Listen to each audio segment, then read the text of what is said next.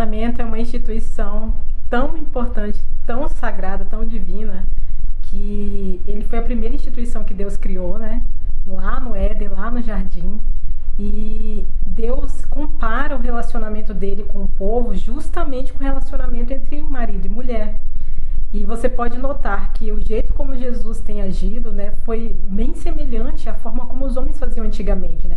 Quando o homem queria se casar com a mulher, ele ia até o pai dessa mulher, pedia a mão dela em casamento, assinava um contrato, né, dizendo tudo que ele iria fazer por essa mulher, fazendo todas as promessas ali no contrato, como ele iria tratá-la depois do casamento.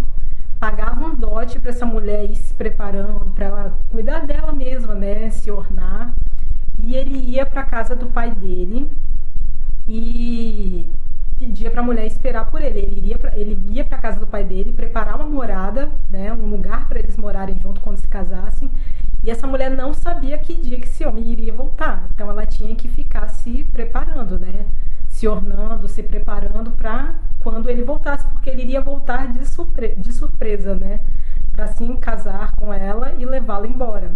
A mesma coisa Jesus tem feito com a igreja, né? Ele desceu na terra, ficou 3 anos convencendo a igreja do amor dele. Eu gosto de dizer que é como se Jesus estivesse flertando ou namorando, né, com a igreja durante esses 3 anos, convencendo-a, né, do amor dele. Como que ele fazia isso? Provendo essa noiva, essa namorada, vamos dizer assim, né? Provendo-a, multiplicando o pão. Ele dava presente em forma de dons espirituais, né? Ele não dava só o pão, a provisão de pão físico, mas também espiritual, né? Ele libertou, né, essa noiva dele, essa amada dele do cativeiro, né? Libertou ela das mãos dos inimigos, protegeu ela de tempestades, de perigos, e fez justamente como os homens faziam. Assinou um contrato, né, quando ele a convenceu de seu amor. Ele assinou um contrato com o sangue dele, né, fez os sacrifícios, assinou um contrato com o sangue dele e prometeu a ela: eu vou embora, preparar uma morada para nós dois quando casarmos, e você fique esperando por mim. Espere por mim, se prepare para quando eu voltar. Vou voltar a qualquer momento. Então vai se preparando para se casar comigo. Mas só que ele também não deixou essa noiva desamparada. Ele deu um dote para ela, né, que é o Espírito Santo. É o nosso dote, né, que Jesus nos deixou para nós, para que a gente pudesse se preparar. Então a igreja tem se ornado, se preparado com os dons, né, tem amadurecido através do Espírito Santo, né, com a ajuda do Espírito Santo, para justamente se preparar para quando Jesus voltar, para a gente estar à estatura dele, né, quando ele voltar, estarmos prontos para casar com ele, né. Então eu acho isso tão interessante, né, como que o Senhor, ele vai fazendo bem semelhante. Não é que o Senhor que faz semelhante ao que os homens faziam. Na verdade, os homens fizeram tudo o que fizeram, né, e fazem, alguns, né, poucos, infelizmente, nos tempos de hoje, né, fazem exatamente como Jesus fez, né, porque a palavra ensina isso, né, porque os homens amem as mulheres como Jesus amou a igreja, né, e as mulheres serem submissas ao marido como a igreja deve ser submissa a Jesus. E, infelizmente, nos tempos de hoje, está sendo muito difícil isso acontecer, né? Mas a gente precisa voltar para a palavra, precisamos voltar para o primeiro amor, né, que é o Senhor. Precisamos voltar para observar como que ele vivia e como ele fez as coisas, e imitar mesmo Jesus, né?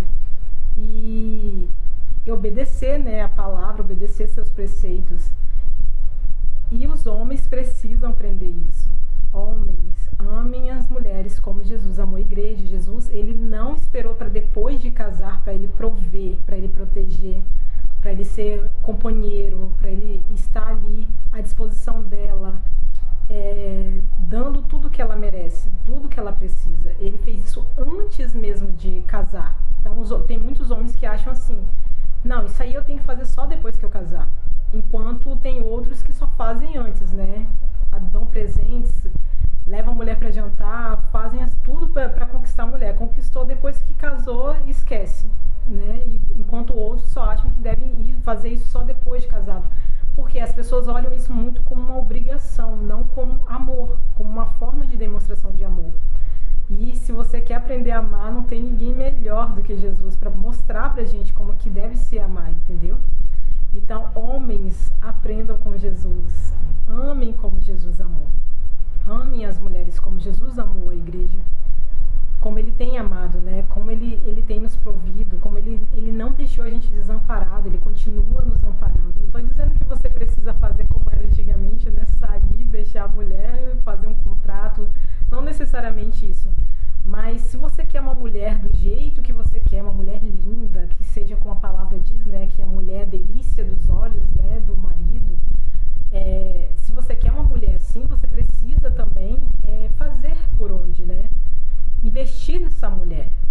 Tem muito homem que quer uma mulher que venha pronta, que já esteja tudo certinho, mas ele não quer fazer por onde para que essa mulher esteja preparada. Olha o que Jesus está fazendo.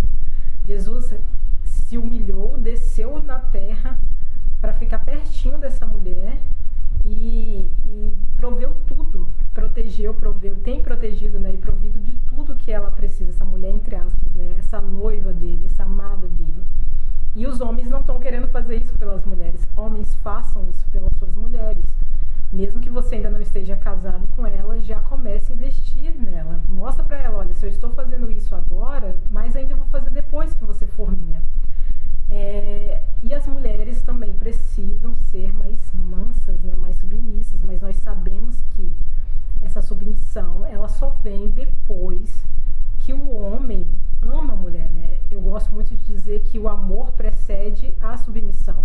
Para que a mulher ame, para que a mulher seja submissa ao marido, ela precisa primeiro ser amada. Como é que ela vai se submeter a um homem que não a ama? Não existe isso. Então, homens, se vocês querem que a sua mulher seja submissa a você, primeiro você deve amá-la. Ame sua mulher como Jesus amou a igreja. Ele primeiro veio, amou, mostrou, provou para ela o amor. Aí quando ela confiou nele, aí ela fez o que? Entregou a submissão dela a ele. É assim que funciona numa liderança, né? Primeiro, outra frase que eu gosto muito, que eu aprendi no livro da Joyce Meyer, Campo de Batalha na Mente, o nome do livro, que eu tenho lido, muito bom, gente. Quem não leu, leia.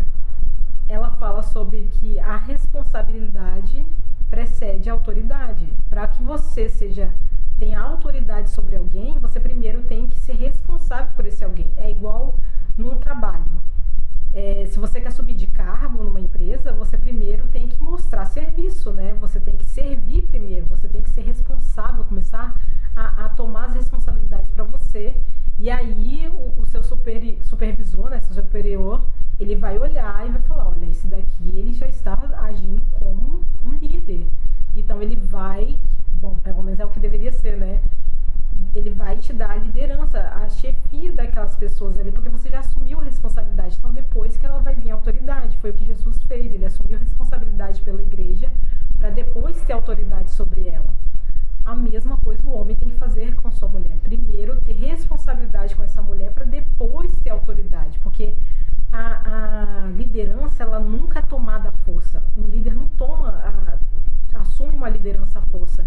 A liderança é dada pelos liderados. Tanto isso é numa empresa, isso é num relacionamento entre pais e filhos, isso é num relacionamento, se bem que entre pais e filhos nem tanto, né? Que o pai e a mãe têm autoridade sobre o filho, independente de qualquer coisa. Essa parte aí já não é tanto, né? Mas no casamento, no relacionamento, numa sociedade, né, numa família, é assim, para que o homem para que a pessoa, o homem no caso, né, assuma a liderança, para que ele tenha autoridade sobre essa mulher, no caso aqui do casamento, ele primeiro precisa assumir uma responsabilidade sobre essa mulher, sobre a vida dela. Então tem muitos homens que querem ter autoridade sobre a vida da mulher, mas eles não querem a responsabilidade. E a responsabilidade precede a autoridade, a responsabilidade vem primeiro. Você é responsável por essa mulher, mostra pra ela, olha, eu vou ser responsável pela tua vida, eu realmente vou te proteger, vou te prover. E aí depois que ela vai ser submissa a ele, ela vai entregar essa submissão, porque ela vai confiar nesse homem. A mulher precisa se sentir confiante, ela precisa confiar no homem Ela precisa perceber que o homem é de fato confiável para que ela possa se entregar a ele de verdade. Então, homens primeiro sejam responsáveis pela mulher que você quer casar, para depois você esperar dela submissão. Ame-a como Jesus amou a igreja, para depois essa mulher ser submissa a você, como Jesus foi, como a igreja foi e é submissa a Jesus. E mulheres, não aceitem menos que isso. O homem precisa assumir responsabilidade sobre a sua vida, porque a mulher precisa se sentir segura no relacionamento. Como você vai ser submissa a um homem que não te ama? Se a mulher está fazendo isso, é porque ela não tem relacionamento com Jesus. A mulher que tem um relacionamento com o Senhor, ela não consegue se submeter a qualquer homem. Ela vai querer um homem que a ame semelhante ao amor de Jesus. É óbvio que o homem não vai conseguir dar conta de amá-la como Jesus ama, né? Jesus é perfeito, santo, gente, é Deus, né? Não tem como comparar esse amor. Não é isso que eu estou falando. Não estou falando que o homem tem que ser perfeito. Eu só estou dizendo que uma vez que essa mulher ela tem um relacionamento com Jesus, ela é amada por ele, ela aprende a se amar. E ela não vai aceitar menos do que o amor verdadeiro. Ela não vai aceitar menos do que ser cuidada, ser protegida, ser provida. Então, ela vai aprender a escolher um homem que, de fato, vai protegê-la. E por que é tão importante para nós mulheres isso? Porque quando a gente tem filhos, imagina, a mulher quando ela está grávida, se alguém vir para partir para cima dela, a primeira coisa que ela vai fazer é proteger a barriga dela. Beleza, ela vai proteger a criança. E quem vai protegê-la? Entende? O pensamento nosso, o pensamento feminino é isso. Eu preciso de alguém que vai me proteger, me prover, porque aí eu vou poder baixar a guarda para poder cuidar dos filhos, entende? Então, enquanto o homem não mostra isso para a mulher, fica muito difícil para a mulher ser submissa a ele. Ela vai ser mais arisca mesmo. Então, e homens queiram mulheres que também tenham um relacionamento com Deus, porque quem amansa essa mulher é Jesus, tá? Você só vai vir manter o que Jesus começou. Então, porque a mulher tem nós mulheres somos um pouco mais arisca. Pode ser a mulher mais doce que for, não importa. A gente tem um instinto mais arisco, sim, tá? Como as pessoas dizem, né? Que o homem é ordem, a mulher é caos, né? Então não tem jeito, gente. Faz parte da natureza mesmo da mulher ser um pouquinho mais arisca, ser um pouquinho mais arredia. Mas homens, vocês não precisam fazer isso sozinho, né? Amansar a mulher sozinho. Vocês têm a ajuda de Deus. Vocês procurem uma mulher também que tem um relacionamento com Deus, porque ela vai ser uma mulher que vai querer se submeter ao seu amor, né? Se você também for procurar uma mulher que nem ama a Deus, que é perfeito, nem se ama, como é que ela vai te amar, né? Como é que ela vai se submeter a você? Se ela não se submete nem a Jesus, que é perfeito, que morreu na cruz por ela.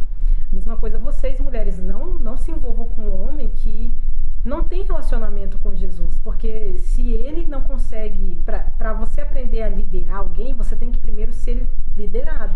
Se ele não consegue se submeter à liderança de Jesus, ele não vai ser um bom líder, entende? Porque ele precisa de um exemplo de liderança. E se ele não consegue amar Jesus, que é perfeito, que morreu na cruz por ele, como ele vai amar a si próprio e a você? Então vai ficar um pouco mais complicado, né? Então, gente, o vídeo de hoje eu queria falar sobre isso, né? E deixar essa reflexão para vocês. Observarem mais como é a forma como Deus nos trata, né? Como o casamento é tão importante, é tão santo, tão divino, entende? E não queiram casar de qualquer forma, não queiram casar por qualquer motivo, não queiram casar, eu falei isso no vídeo anterior, não queiram casar apenas por carência afetiva ou algo assim. No próximo vídeo eu vou falar um pouco mais sobre isso, né? Com vocês, sobre o casamento, né? As etapas antes de se casar. Não queiram se casar de qualquer jeito, porque o casamento é algo divino, é a glória de Deus, entende? Casem-se para a glória de Deus. Queiram um casamento, queiram um casamento que seja para a glória de Deus, um casamento santo, um casamento divino. Não se contentem com essa mentalidade do mundo de que as pessoas hoje estão se casando para separar. Não, gente. Casamento é para a vida toda.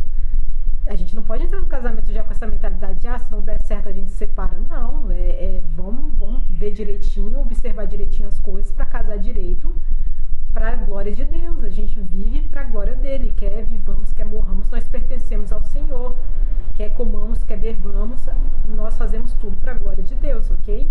Então não se casem apenas por casar. Queiram casamentos divinos, queiram um casamento divino, um casamento alicerçado em Jesus, né? Que é a rocha, ok? Então é isso, fiquem com Deus, até o próximo vídeo.